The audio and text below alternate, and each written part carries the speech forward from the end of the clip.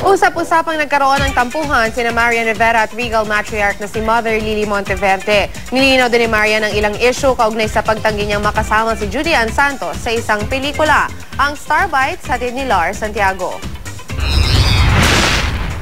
Sabay na dumating sa press conference ng pelikulang My Lady Boss ang mga bida nitong sina Marian Rivera at Richard Gutierrez kasama ang direktor nilang si Jade Castro. Excited raw sila na ipapalabas na sa July 3 ang pelikula na talaga naman daw nakaka-enjoy ang mga eksena.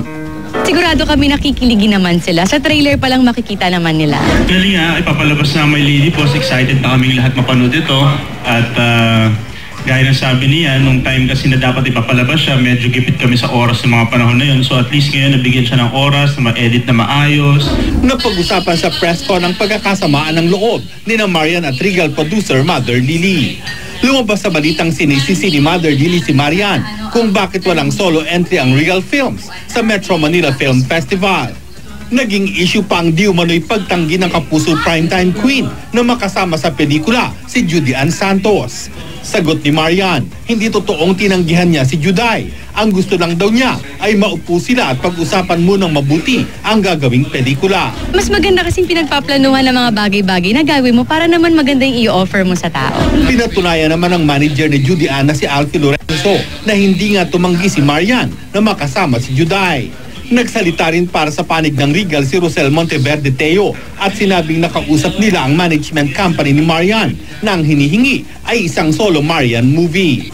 Sa huli, nagbigay ng pahayag si Mother Lily. What is really important in my life is peace of mind. You know me. I'm a cancer patient. Marian, you are my daughter. I don't want to rock the boat. Past is past. Let's be together and let's work hard. Ay, sarap naman ng Masayang-masaya ako na naliwanagan yung side ko kasi syempre mahirap para sa akin. Hindi ko alam saan magsisimula, kung paano ko sasabihin ang lahat. At least hindi na din sa akin nanggaling. Nanggaling na din kay Mother, kay Miss Rosel, tapos kay Tito Alfie. Lar Santiago, GMA News.